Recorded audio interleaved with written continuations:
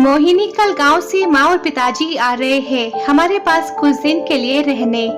इस बार मैं उन दोनों को वापस गांव नहीं जाने दूंगा। पूरे 2 साल में आ रहे हैं अपने बेटे के घर।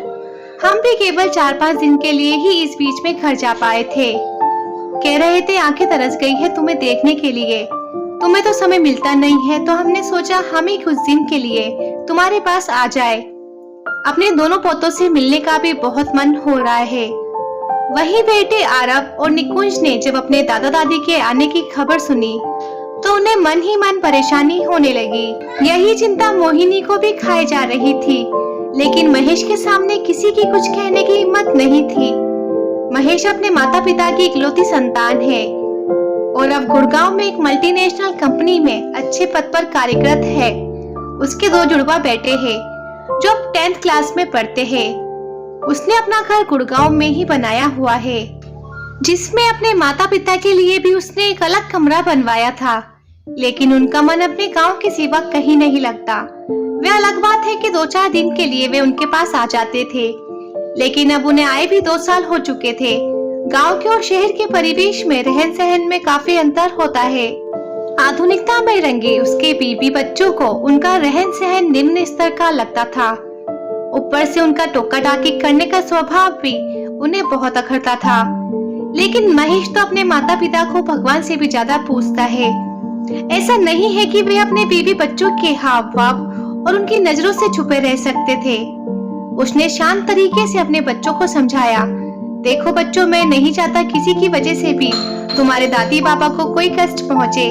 वह जितने दिन यहाँ पर रहेंगे, मैं चाहता हूँ तुम भी उनके साथ समय बिताओ, क्योंकि बच्चे जो अपने दादी बाबा से सीखते हैं वह ज्ञान दुनिया की किसी किताब में नहीं है। अपने पोती पोतों में जान बसती है बुजुर्गों की। अरे मेरे माता पिता की ही मेहनत है आज मैं इतने बड़े मुकाम पर हूँ। उन्होंने जितने कष्ट सहकर मुझे पढ़ाया लिखाया है ये मैं ही जानता हूँ। मेरे माँ बाप मेरा गुरूर है। तुम्हारे पापा के माता पिता होने की वजह से तुम्हें तो उनकी दुगनी इज्जत करनी चाहिए। अगले दिन सरला जी और नामदेव जी अपने बेटा बहू के पास आ जाते हैं।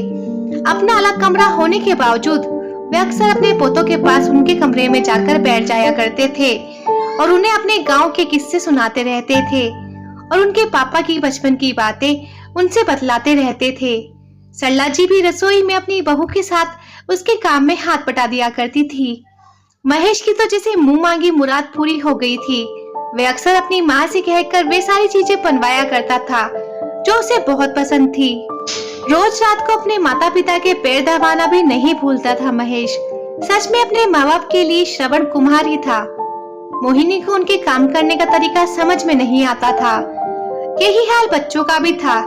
अपने दादा बाबा का हर चीज में टोकना उन बच्चों को बिल्कुल अच्छा नहीं लगता था, लेकिन महेश के डर की वजह से कोई कुछ कह ही नहीं पाता था।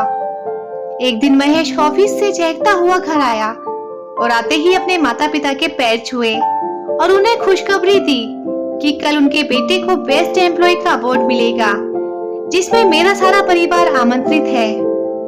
आप दोनों को भी मेरे साथ वहां चलना है। कभी ऐसी पार्टियों में ना जाने के कारण उसके माता पिता को बहुत हिचकिचाहट होती है और वह उसके साथ जाने को मना करते हैं। मोहिनी और बच्चे भी यही कहते हैं कि ऐसी पार्टियों में कहाँ मम्मी जी और पापा जी भी सहज रह पाएंगे। उन्हें ऐसी पार्टियों के खाना खाने के तरीके भी नहीं पता होते। आप उन्हें क्यों परेशान करते हो?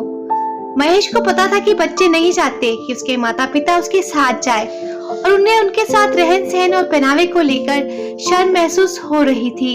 मैं इस बारे में किसी से राय नहीं लेना चाहता। जिसे उनके साथ जाने में दिक्कत हो वह यहीं रह सकता है, कहकर महेश अपने कमरे में चला गया। अगले दिन ऑफिस की पार्टी में महेश ने अपनी सफलता का सारा श्रेय अपने माता पिता को दिया और जब उन्हें स्टेज पर बुलाया गया तो भावुक होकर उनके कदमों में बैठकर रोने लगा। उसने कहा, मैंने तो बड़ा आदमी बनने का केवल सपना देखा था, उसे साकार तो मेरे माता पिता की मेहनत ने ही किया है। कभी कभी तो हमारी फसल बेकार हो जाती थी और खाने के भी लाले पड़ जाते थे, लेकिन मेरे माता पिता ने मुझे एक दिन भी भूखा नहीं रखा और मेरी पढ़ाई के लिए क्या क्या तपस्या नहीं की। मैं ही जानता हूँ मेरे सपने को इन्होंने हर पल जिया है। उसके माँ बाप की आंखों में तो झरझर आंसू बहे जा रहे थे। उनके मुंह से सिर्फ इतना ही निकल पाया, हमारा बेटा हमारा गुरूर है। जो हमने किया वे तो सभी के माँ बाप करते हैं, लेकिन आजकल के बच्चे तो सब कुछ भूल जाते हैं और उन्हें माँ बाप को वृद्धाश्रम तक भी छोड़ आते हैं। हमारे लिए बहुत गर्व की बात है कि हमारी पहचान हमारे बेटे के नाम से हुई है। हमारा बेटा सच में कलयुग का श्रवण कुमार है। ईश्वर ऐसी औलाद सबको दे। कहते कहते उन्होंने अपने बेटे को सीने से लगा लिया। वहां खड़े सभी लोगों के मुंह पर यही बात थी, जिसका ऐसा बेटा हो उसके माँ बाप भला गुरूर कैसे ना करे।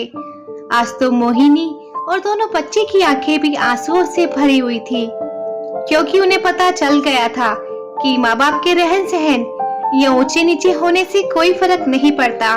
माँ बाप तो केवल माँ बाप ही होते हैं, जो भले ही अनपढ़ क्यों ना हो, लेकिन अपने बच्चों को संस्कार सबसे पहले वही सिखाते हैं।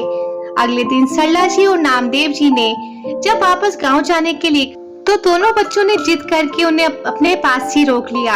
ये कहकर भी हमें भी आपकी सेवा करके अपने पापा का गुरूर बनना है दादाजी। आज महेश ने भी अपने बच्चों को कसकर सीने से लगा लिया, क्योंकि उसे पता था कि अब उन्हें समझाने की कोई जरूरत नहीं है। संस्कार सिखाने से नहीं, अपने घर के माहौल देखने से आते हैं। जैसा व्यवहार हम अपने माँ बाप के साथ करते हैं, आने वाली पीढ़ी भी स्वतः ही वैसा व्यवहार करने लग जाती है। तो दोस्तों, ये थी हमारी आज की कहानी। अगर आप लोगों को ये वीडियो पसंद आई है तो आप इसे लाइक कर सकते हैं, शेयर कर सकते हैं, और ऐसी वीडियोस रोज देखने के लिए आप हमारे चैनल लाइफ लेसन स्टोरीज को सब्सक्राइब कर सकते हैं।